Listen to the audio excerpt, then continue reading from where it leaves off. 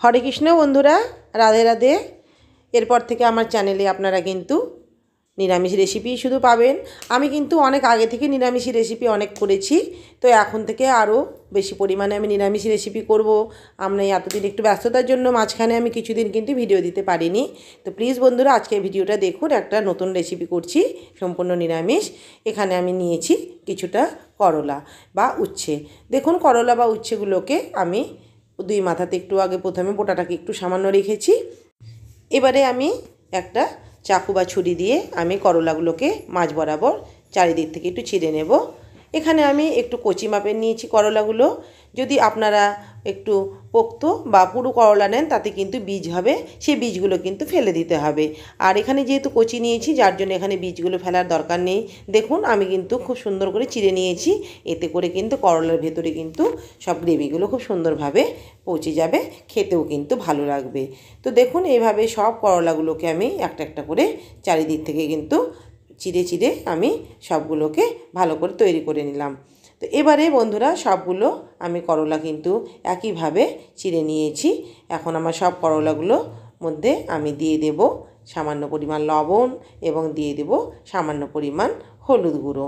এবারে লবণ আর হলুদ গুঁড়ো দিয়ে আমি ভালোভাবে করলাগুলোকে একটু মেখে নিলাম। একদম নতুন রেসিপি বন্ধুরা, আপনারা অবশ্যই করবেন এবং আমার চ্যানেলে আপনারা এরপর থেকে নিত্য নতুন আরও অনেক ধরনের কিন্তু নিরামিষ রেসিপি কিন্তু আপনারা দেখতে পাবেন।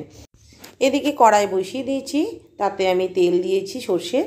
গরম হয়ে গেলে পরে এতে দিয়ে দিলাম আমি করলা বা উচ্ছেগুলোকে ছেড়ে। আমি খুব ভালোভাবে কিন্তু করলাগুলোকে এখানে আমি ফ্রাই করে নেব। আমি সব করলাগুলোকে একসাথে দিইনি, আমি আগে 5টা করলা দিয়ে দিয়েছি। সেগুলোকে আমি আগে ভেজে তুলে নেব।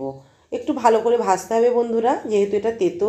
একটু ভালো করে না ভাজলে কিন্তু খেতে কিন্তু প্রচুর তেতো লাগবে। কিন্তু করলাগুলোকে যদি খুব ভালোভাবে ভেজে নেন, তাহলে কিন্তু তেতো অনেকটাই কিন্তু কমে যাবে। যার জন্য একটু ভালো করে এখানে আমি ফ্রাই করে নিচ্ছি।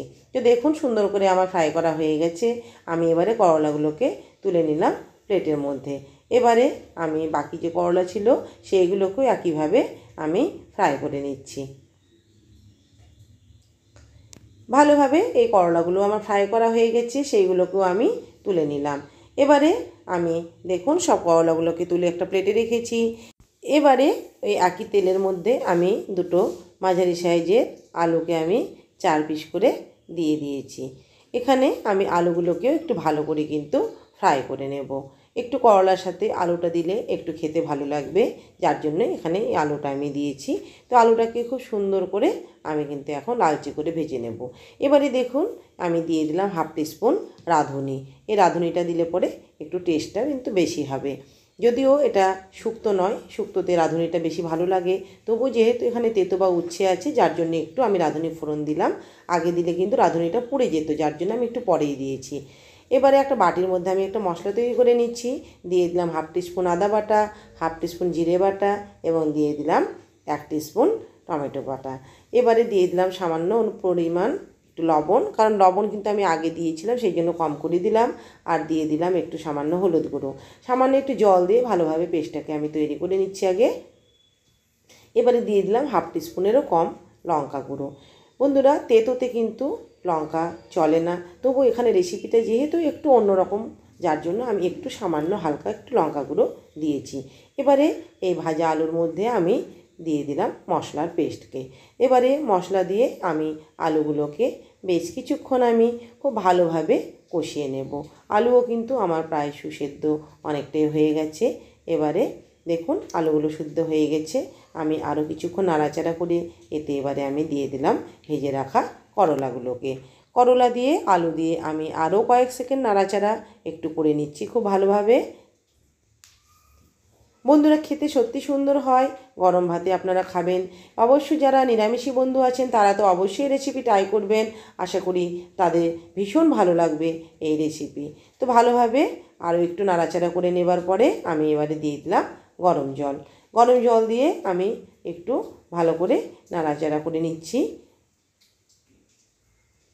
খুব বেশি কিন্তু এখানে জল দেব না, কারণ এটা কিন্তু একদম মাখো হবে, যার জন্য অল্প পরিমাণ জল দিলাম। এবারে আমি ঢাকনা দিয়ে দেব। আমি এখানে ঢাকনা দিয়ে আমি রেখে দেব 3 মিনিটের জন্য। গ্যাসের ফ্লেমকে রাখবো লো টু মিডিয়ামে। আবার 3 মিনিট হয়ে গেলে পরে আমি ঢাকনাটাকে তুলে দিলাম। দেখুন অনেকটা গ্রেভিটা কিন্তু বসে গেছে এবং আলু এবং করলাগুলো কিন্তু খুব সুন্দরভাবে কিন্তু সেদ্ধ হয়ে গেছে। করলাগুলোকে ভেতরে ভেতরে চিড়ে দিলে কিন্তু এই গ্রেভিটা কিন্তু খুব সুন্দরভাবে কিন্তু ভেতরে ঢুকবে এবং খেতেও কিন্তু ভালো লাগবে। চেষ্টা করবেন একটু কচি করলা নেওয়ার, আর যদি আপনারা পুরো করলা নেন তাহলে কিন্তু বীজগুলোকে ফেলে দিতে হবে। এবারে এখানে আমি আরও একটা মশলা তৈরি করেছি।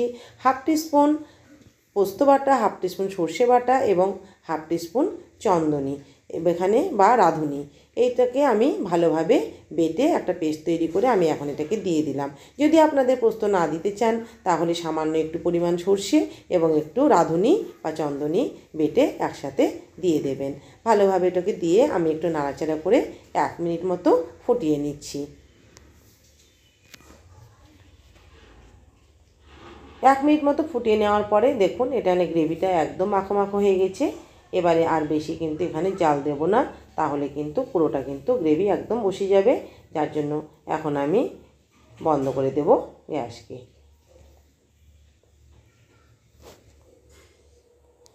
তো গ্যাস বন্ধ করে দিয়েছি। একটু দিয়ে দিলাম সামান্য পরিমাণ ঘি।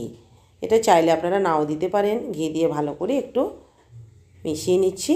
এবারে আমি একটা প্লেটের মধ্যে সার্ভ করে নেব।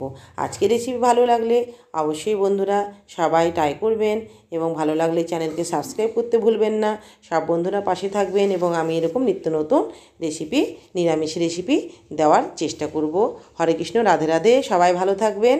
জয় নিতাই, জয় গৌর, রাধেশ্যাম।